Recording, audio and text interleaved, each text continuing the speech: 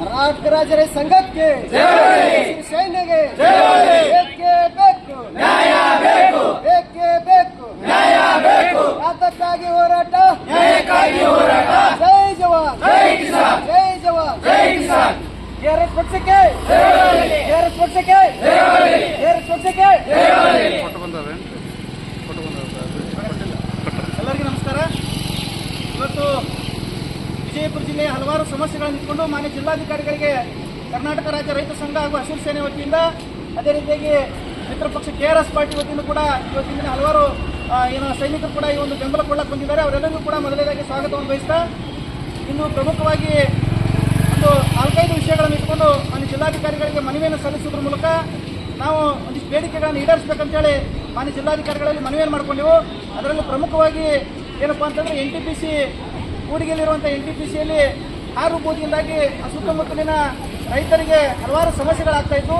ಆ ನಿಟ್ಟಿನಲ್ಲಿ ಕುಡಿಯುವ ನೀರಿನ ಸಮಸ್ಯೆ ಆಗುವುದು ಅಂದರೆ ಅದು ಹಾರುವ ಧೂಳಿನಿಂದಾಗಿ ಅಲ್ಲಿರುವಂಥ ರೈತರಿಗೆ ಕುಡಿಲಕ್ಕೆ ನೀರು ಸಿಗಕ್ಕೆ ಯೋಗ್ಯವಾದ ನೀರು ಸಿಗಲಾರ್ದು ಕೂಡ ಒಂದು ಪ್ರಮುಖ ಕಾರಣ ಆಗಿದೆ.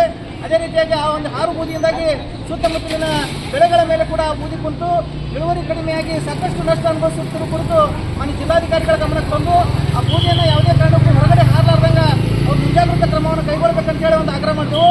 ಅದೇ ರೀತಿಯಾಗಿ ಅಲ್ಲಿ ಭೂಮಿಯನ್ನು ಕಳೆದುಕೊಂಡಂಥ ರೈತರ ಮಕ್ಕಳಿಗೆ ಅಲ್ಲಿ ಏನದ ಕೆಲಸ ಕೊಡಬೇಕು, ನೀವು ಅಧಿಕೃತವಾಗಿ ಕೆಲಸವನ್ನು ಕೊಡ್ರಿ ಅಂತ ಕೂಡ ಒಂದು ಬೇಡಿಕೆಯನ್ನು ಇಟ್ಟೆವು. ಇನ್ನು ಅಲ್ಲಿ ಕೆಲಸ ಮಾಡುವಂಥವರಿಗೆ ಕಾರ್ಮಿಕರಿಗೆ ಯೋಗ್ಯವಾದಂಥ ಶುದ್ಧವಾದ ಕುಡಿಯುವ ನೀರು ಹಾಗೂ ಮೂಲಭೂತ ಸೌಕರ್ಯಗಳನ್ನು ಒದಗಿಸಿ ಅಂತೇಳಿ ಪ್ರಮುಖವಾಗಿ ಕೂಡಿಗೆ NTPCಗೆ ಸಂಬಂಧಪಟ್ಟಂತೆ ನಾವು ಏನಾದ್ರು ಕೇಳ್ಕೊಂಡೆವು. ಇನ್ನು ಎರಡನೇ ವಿಷಯ ಏನಪ್ಪಾ ಅಂತಂದ್ರೆ, ವಿಜಯಪುರ ಜಿಲ್ಲೆಯಲ್ಲಿ ಈಗಾಗಲೇ ಕಳೆದ ವರ್ಷ 46 ಡಿಗ್ರಿ ಸೆಲ್ಸಿಯಸ್ ಬಿಸಿಲಿತ್ತು. ಈ ವರ್ಷ ಇನ್ನೂ ಬೇಸಿಗೆನೇ ಮುಂದಿದೆ, ಈಗಾಗಲೇ 40 ನಡೀತಾ ಇದೆ.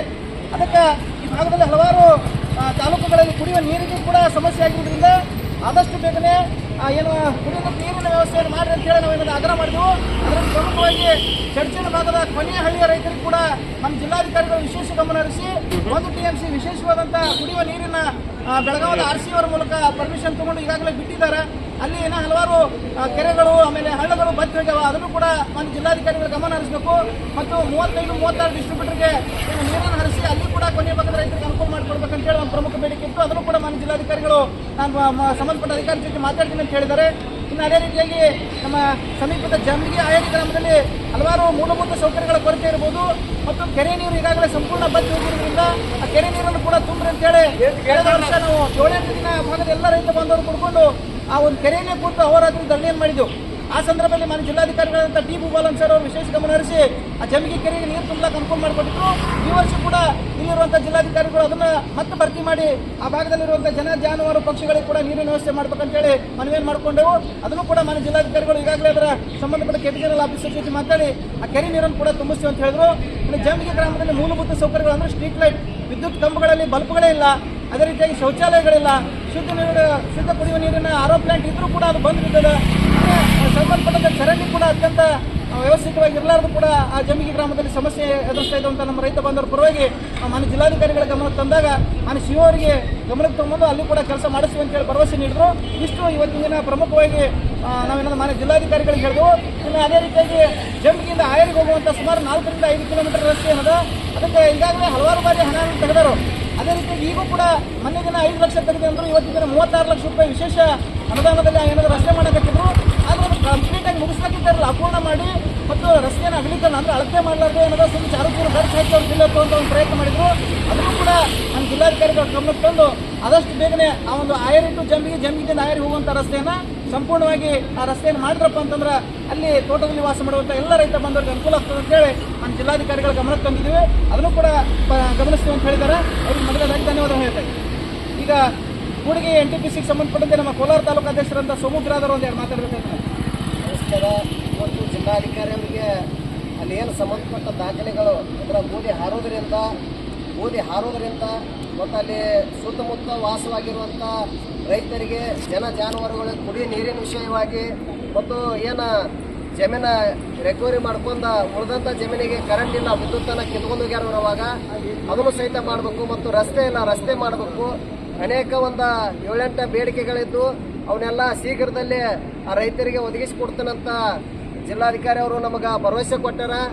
ಇನ್ನು ಮುಂದಿನ ದಿನಮಾನದಾಗ ಇನ್ನು ಯಾರು ಇವರು ಪೊಲ್ಯೂಷನ್ ಡಿಪಾರ್ಟ್ಮೆಂಟ್ ಅವರು ಆ ಬೂದಿಯನ್ನು ನೀರನ್ನು ಚೆಕ್ ಮಾಡಿ ಏನು ರಿಪೋರ್ಟ್ ಬರ್ತೈತೆ ಅದನ್ನು ನೋಡಿ ಮುಂದಿನ ಕೈಗೊಳ್ಳೋಣ ಅಂತ ಹೇಳ್ಯಾರ. ಅದಕ್ಕಾಗಿ ಜಿಲ್ಲಾಧಿಕಾರಿ ಅವರಿಗೆ ಈಗ ಮೊನ್ನೆ ಹಿಡಿದ ನಮಗೆ ಸಾಥ್ ಕೊಟ್ಟು ಅಲ್ಲಿ ಮಾಡುವಂಥ ಕೆಲಸಗಳನ್ನ NTPC ಬಂದ್ ಮಾಡಿಸಿದ್ರು. ಅವರಿಗೆ ನಾವು ಕೂಡ ಧನ್ಯವಾದಗಳನ್ನ ಹೇಳ್ತೇವೆ. ನಮಸ್ಕಾರ. ಈಗ KRS ಪಕ್ಷದ ನಗರ ಘಟಕದ ಅಧ್ಯಕ್ಷರಾದಂಥ ಬರ್ರಿ ವಾಘ್ಮೋರೆ ಅವರು ಕೂಡ ಒಂದೆರಡು ಮಾತನ್ನ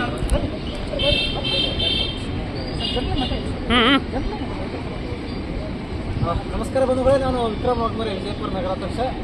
ಇವತ್ತು ರೈತರು ಏನು ಇವತ್ತು ಈ ಹೋರಾಟವನ್ನು ಕೈಗೊಂಡಿದ್ದಾರಲ್ಲ, ನೀರಿನ ಬಗ್ಗೆ ಆಗಿರ್ಬೋದು, ಆ ಫ್ಯಾಕ್ಟ್ರಿಗೆ ಸಂಬಂಧಪಟ್ಟ ಬಗ್ಗೆ ಆಗಿರ್ಬೋದು, ಈ ಸಂಬಂಧಪಟ್ಟ ಹಾಗೆಯೇ DC ಅವರಿಗೆ ನಾವು ಈಗಾಗಲೇ ಮನವಿ ಕೊಟ್ಟಿದ್ದೀವಿ. ನಾವು ಯಾವಾಗಲೂ ರೈತರ ಪರವಾಗಿದ್ದು ಮತ್ತು ರೈತರನ್ನು ಎನಿ ಟೈಮ್ ಈಗ ಹಿಂದೆ ಏನು ನಾವು ಸೂಚಿಸಿದ್ರೆ ಮುಂದೆ ಯಾವಾಗಾದ್ರೂ ನಾವು ಒಂದು ಫೋನ್ ಹಚ್ಚಿ ಬರ್ರಿ, ನಮ್ಮ ಒಂದು ಹೋರಾಟಕ್ಕೆ ಬೆಂಬಲ ಕೊಟ್ಟಿದ ತಕ್ಷಣ ನಾವು ಬರ್ತೀವಿ, ಕೈ ಜೋಡಿಸ್ತೀವಿ. ಮತ್ತು ರೈತರ ಕಷ್ಟ ಅಂತಂದ್ರೆ ಅದು ನಮ್ಮ ಕಷ್ಟ, ಅವ್ರು ಅನ್ನ ಕೊಟ್ಟನೆ ಇಡೀ ದೇಶಕ್ಕೆ ಅನ್ನ ಇವತ್ತು. ಹಾಗಾಗಿ ನಾವು ರೈತರನ್ನ ಯಾವತ್ತೂ ಬೆಂಬಲ ಕೊಡ್ತೀವಿ ಅಂತ ನಾವು ವಿಜಯಪುರ ತಾಲೂಕಾ ಅಧ್ಯಕ್ಷ ರಮೇಶ್ ಚಂಕಂಡಿ.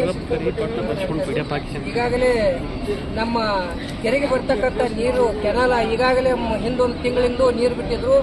ಆವಾಗೂ ನಮ್ಮ ಕೆರೆಗೆ ನೀರು ಬಿಟ್ಟಿಲ್ಲ. ಅಲ್ಲಿ ಹಿಂದೆ ಕೆನಾಲ್ಗಳನ್ನು ಒಡೆದು ತೆಗೆದುಕೊಳ್ತಾ ಇದ್ದಾರೆ ರೈತರು. ಮತ್ತೆ ಈಗೂ ಸಹಿತ ಕೆನಾಲ್ಗೆ ನೀರು ಬಿಟ್ಟು ನಮ್ಮ ಕೆರೆ ಒಳಗೆ ಏನೂ ನೀರಿಲ್ಲ. ಅದಕ್ಕೆ ಕೆರೆಯನ್ನು ತುಂಬಬೇಕಂತೇಳಿ ನಾವು ಈಗಾಗಲೇ DC ಅವರಿಗೆ ಒಂದು ಮನವಿ ಕೊಟ್ಟಿದ್ದೀವಿ. ಅದೇ ರೀತಿಯಾಗಿ ಜಂಬಿಯಿಂದ ಆಯರಿ ಹಳೆ ರಸ್ತೆ ಇದೆ. ಆ ರಸ್ತೆಯಲ್ಲಿ ಸಾಕಷ್ಟು ನೂರಾರು ಮಕ್ಕಳು ಶಾಲೆಗೆ ದಿನನಿತ್ಯ ಬರ್ತಕ್ಕಂಥ ಒಂದು ಸಮಸ್ಯೆ ಏನಾಗ್ಯದಪ್ಪ ಅಂದ್ರೆ ಅಲ್ಲಿ ದಾರಿ ಅಸ್ತವ್ಯಸ್ತ ಇರೋದ್ರಿಂದ, ನೀರು ಹರಿತಾ ಇರೋದ್ರಿಂದ 5 ಕಿಲೋಮೀಟರ್ ಮಕ್ಕಳ ಸುತ್ತಾಕಿ ಬರಬೇಕಾಗ್ಯದ. ಅಂತ ಒಂದು ಅನಾವಶ್ಯಕ ಕಾರಣ ನಾವು ಸಾಕಷ್ಟು ಸರಿ ಮನವಿ ಕೊಟ್ಟಾಗ ದಾರಿಯನ್ನ 5 ಲಕ್ಷ ರೂಪಾಯಿ ಕೆಲಸ ಮಾಡಿ ಇಟ್ಕೊಂಡು 1.5 ಲಕ್ಷ ರೂಪಾಯಿ ಕೆಲಸ ಮಾಡಿ ಉಳಿದಂತ ಹಣವನ್ನು ಎತ್ಕೊಂಡು ಹೋಗಿದಾರ.